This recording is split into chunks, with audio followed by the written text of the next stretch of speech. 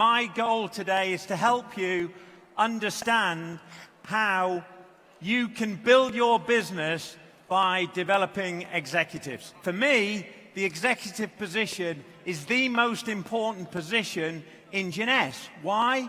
Because it's the first step on the journey to success. Wherever you want to go with Jeunesse, whether you want to go to Diamond or beyond Diamond, or even if you want to go to Jade or Pearl, building executives is the first step. So let's just look at what an executive is.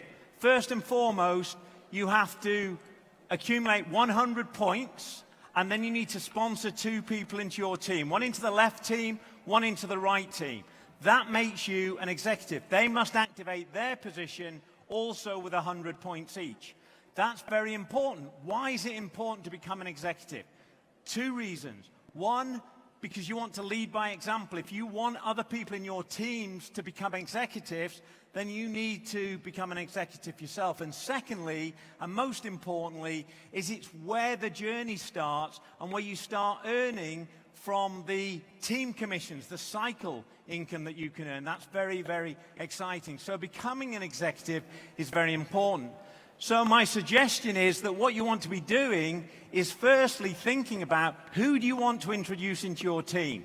What are the qualities that you're looking for the people that you want to become executives in your team? This isn't about going out and just sponsoring as many people as possible. It's about quality, as Lyndon talked about yesterday. So think about the qualities that you're looking for in the people that you want to join you in the business. Now, here are some of the qualities that I might look for in people.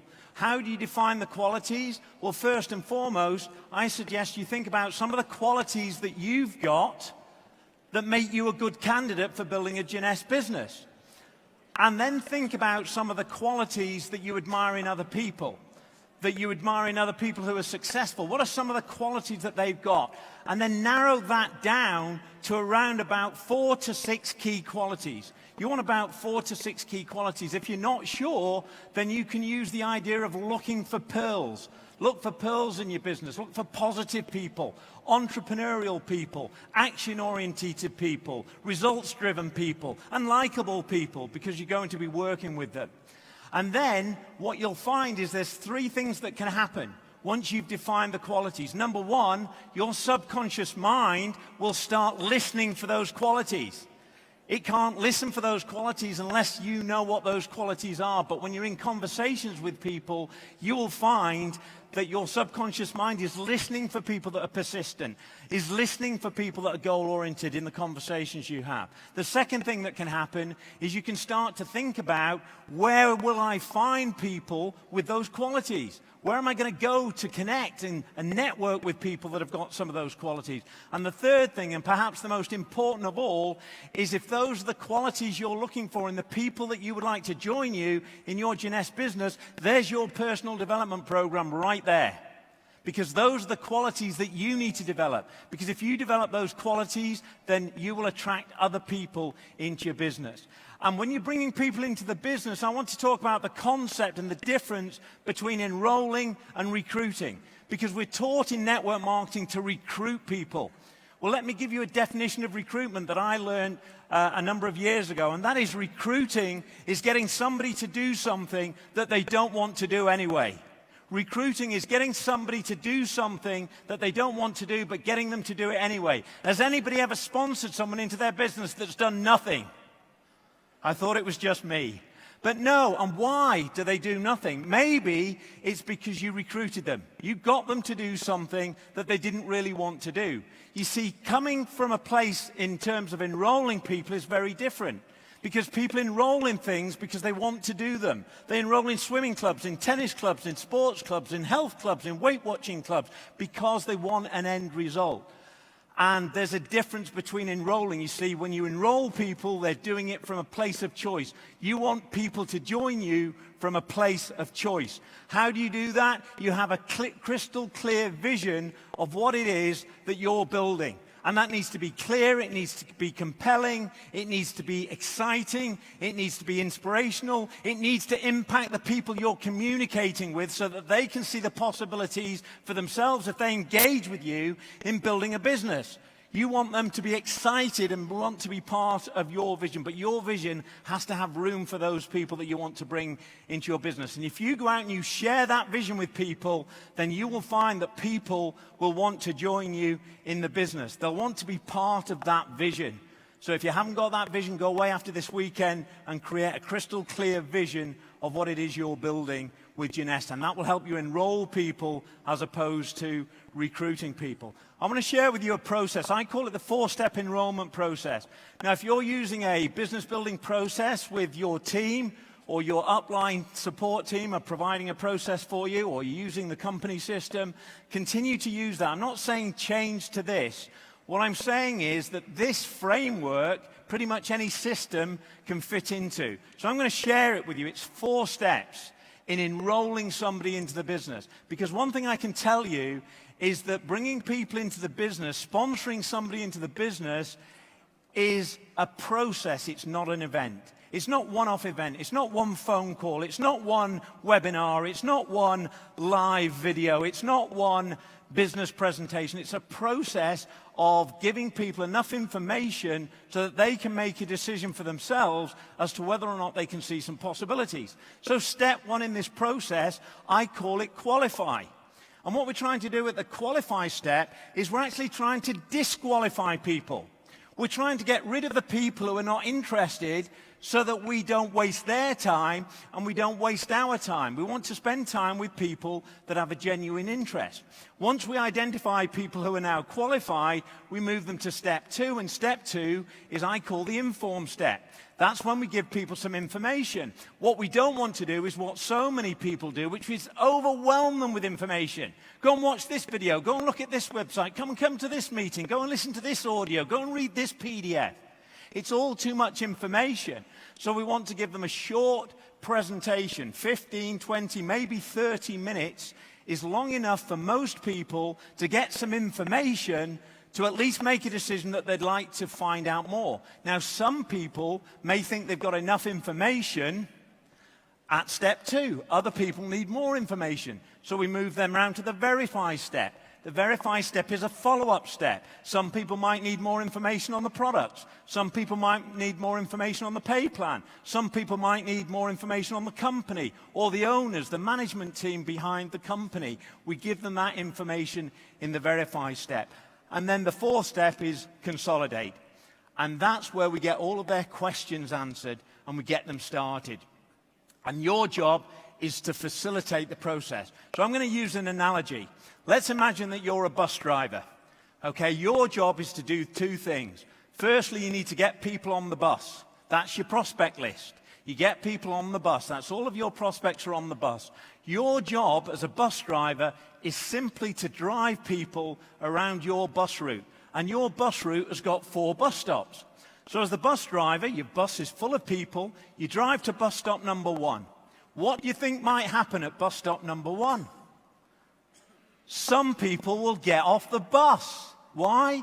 Because it's their stop. Because they're not interested or the timing's not right for them to take a look at what we're presenting to them.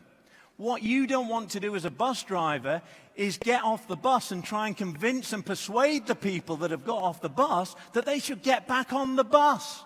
No, your job's to take the people that are still on the bus to bus stop number 2. And guess what's going to happen at bus stop number 2? Some people are going to get off because that's their stop. They're going to watch the presentation. They're going to say, it's not really for me right now. Your job as the bus driver is not to get off and persuade them to get back on the bus. Your job as the bus driver is to take them through to bus stop number 3 and then eventually to bus stop number 4. So you see, your job is to become a facilitator of the process, not to try and become some super salesperson that convinces and persuades people that they should join. Otherwise, that's the recruitment mentality. So you want to become a bus driver. Your job is to do 2 things. Continually get new people on your bus. You've got to continually prospect and look for people.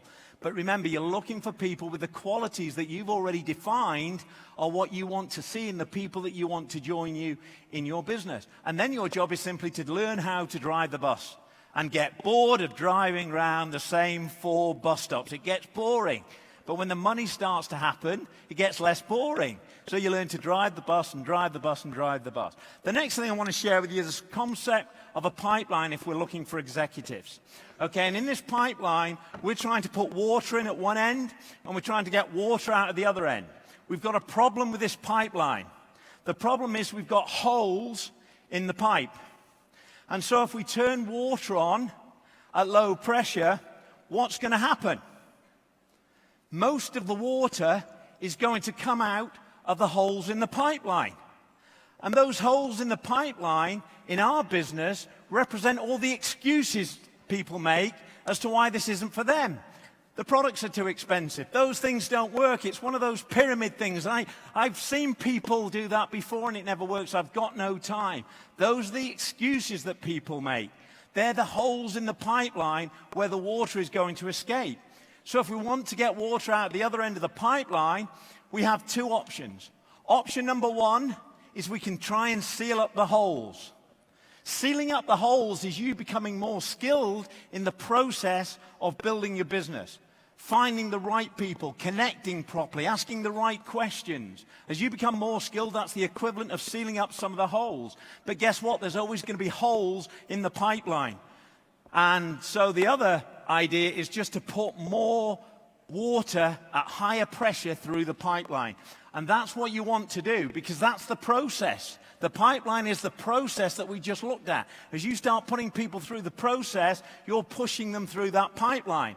Now, when I talk about quantity or pressure, I'm not talking about pressure on people, more people in the pipeline. 15 to 20 people. When I talk to people who are struggling, it's usually because they just haven't got enough people in the pipeline. How would you like the idea of getting an executive to join your business before they actually join? Would that be a good idea? Well, here's what I find most people do. Most people have a two-step process. And step one is they're trying to get someone to join. Their focus is on recruiting people, to get somebody into their business. And then once they've got them in the business, it's like, whew, now step two, I've got to go and get them to do something. And people don't always go out and do something. And that's because the focus is on recruiting people, getting somebody to do something that they don't want to do. How about this as an alternative? Two key questions. If you ask these two questions, you can have an executive committed to your business before they even sign up with you in Jeunesse. Let's say I'm talking to a friend of mine called Steve. And I say, Steve's indicated that he wants to join the business. I said, Steve, I'm really, really excited that we're going to be working together. I think you've got huge potential. I know we can make a great success of this, but let me ask you a quick question. On a scale of 1 to 10, Steve, how serious are you about getting your business started and start earning some money quickly? And let's say Steve says he's a 7 or an 8. I say, that's great, Steve. If you're a 7 or an 8, then we need to get you to executive quickly. That probably means we're going to have to speak to about 20 or 30 people very quickly. Let me ask you another question, Steve. Are you willing, with my help, to take the necessary action with enough people to talk to enough people to get 2 distributors started in your team in the first 7 to 14 days? Now, if Steve says yes to that, he's committed to being an executive before he's even joined Jeunesse. I don't have to go back to him the week later and try and get him to do anything. Why? Because he already knows that we're committed to going out and finding 2 people and becoming an executive as quickly as possible. Another thing you want to be thinking about doing is creating productive executives. Productive executives duplicating volume.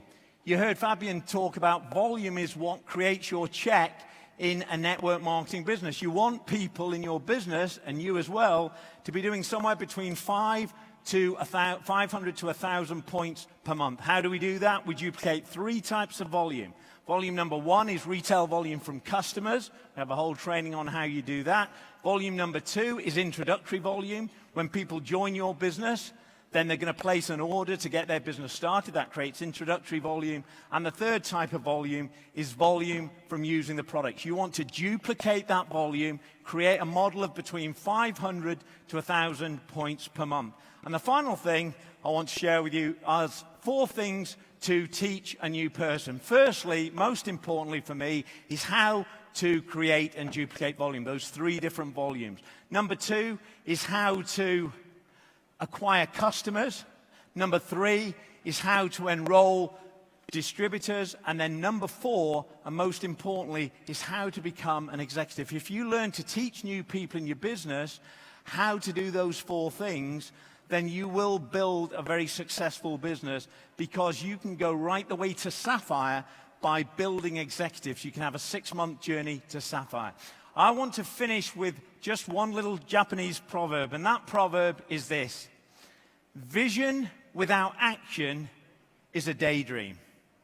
Action without vision is a nightmare.